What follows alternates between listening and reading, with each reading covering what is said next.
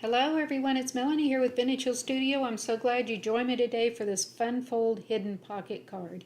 Here are all the pieces for our basic little card. I will have all the supplies and dimensions listed in the description area below this YouTube video, so pop down there if you're interested in making this card for yourself. So you can see how this is going to kind of go. It's my base. I've got a little piece for the inside. This is for my insert, and I'll show you how to put this card together. So this is that 3 by 8 inch piece of paper. You're just going to fold it in half. Nothing super tricky here. Give it a nice reinforcement with your bone folder. That's going to go on the black mat, and then on top of that a little piece of patterned paper. And then of course that little white mat there is actually going to be the sentiment area for inside the insert. And this is a little rubber stamp from Fiskars. I'm inking that up with VersaFine Onyx black ink. I love that crisp black ink. This barely fits across the front of my insert, but that's okay. I'm going to get that stamped down very quickly. And then I've got this little pumpkin trim that I picked up at Walmart last year. And I thought that would be perfect for just an extra little pop of color for that insert. This gives people a little chance to write a note and sign their name on the inside of the card. Now anytime I'm using a tape runner, which I will be doing a lot of today, I normally like to use liquid adhesive, but the tape runner was just really handy for this project. I like to use this little round silicone mat that I found at Walmart. It was in the kitchen section. I think it's actually for a microwave, but it works very well for tape runners because you can see I can go right up to the edge and over, and it will not stick to that silicone mat, which then makes my work surface even extra clean. No sticky residue from that tape runner. So I'm just going to get all these pieces and parts put together. Now, as you can see, with this yellow background and this patterned paper, this is actually the base of the card this week. So it is not a opening and closing type of card. It is a single layer card with a pocket on front, and the insert is actually your card layer. So I've got that all put together. I'm getting the sentiment mat put on the inside of this insert. You can see that I took that orange 3 by 8 inch strip of paper and adhered that to a black mat and then put the pattern over that, and that is it. Okay, now moving on to creating the pocket part of our card. You're going to cut this with a paper trimmer, and I found that the Fiskars works really well for me. If you have this little guide wire in here, you can put this in the track and see where that wire is going to hit, and that is what will guide your blade. So you get a perfect triangle. Now this cuts 2 triangles, so if you're going to make multiple cards, you probably want to use something that is not a directional paper for your pocket. You can see with these little ghosts, they only go a certain way, so I'm only going to be able to use this for 1 card this week. And as I was looking at that, I decided it needed something extra, so I'm bringing over that same yellow that I used on the background mat for the pocket and for my base card.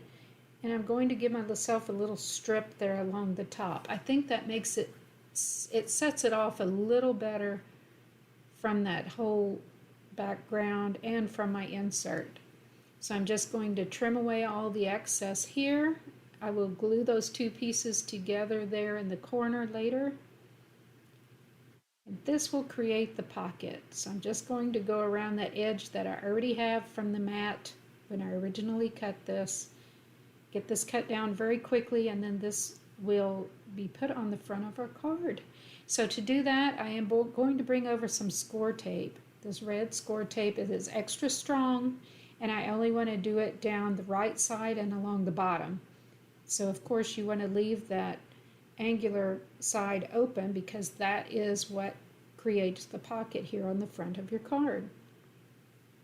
So I like using this extra strong tape for something like this because you will be putting that insert in and taking it out. It's going to get a little bit of activity on this pocket, and you need something with a strong adhesion. So That's why I'm using the score tape. Now I did make a few mistakes with this card, like, you know, the little yellow liner there on the triangle. Does that happen to you when you're in the midst of making some of your cards? You think, oh, I could have done that differently, or I should have done that differently, or it's always a work in progress. And this one really is. So I'm going back and fixing a few things that bothered me. I really, really like having that extra yellow there on the top edge of the pocket. I'll get that adhered down, and again, this is just along the bottom and along the right side, so leaving your pocket open for your insert. And then I've got this little ghost that I cut out. It was from a Spellbinders die set that I have, and I've got several of these cut out just to use as I need them for different cards. You use whatever you have. If you know you've got stickers, or you want to put a different type of sentiment on the front of your card, like boo or something like that, that would be cute too. So he's going to go right about here. I wanted to put that insert in to see how much would show when it's down in the pocket. And then it was bugging me that it still needed something on this insert. So again, hindsight's 20/20, right? I'm going to add this little strip that hopefully will help the recipient know that you need to pull up on this piece. Do you have that sometimes? You put together some kind of interactive cards and people don't always know how to use them. So I'm just trying to be helpful here and adding this little strip here as a pull strip. Ah, much better. I like that. I just used a little scrap of that paper that I used on my card base and going vertically instead of horizontally. I think that will help. So that is what my card is looking like so far. I'm loving it. Love the little pull strip, but there was one thing still bothering me, and that is on the very back I can see that strip. And again, if I had done this before I put together my insert, that would have been a smart thing. So now I know for next time, if I make this card again, to do that first. So what I did to rectify this was I simply cut out another rectangle the same size as this black mat, and I am going to just adhere that right over the back. Now, you don't have to do this. This is for someone who has problems with things, in hindsight. So that's just my fix, but I'm a lot happier with it, so we'll say that's a win. Okay, so that finishes my card for today. I hope you enjoyed watching this process. If you feel like recreating this card, again, all the dimensions are down listed below this video, and that is the hardest part, is just getting all the measurements straight, and then putting it together is fairly easy.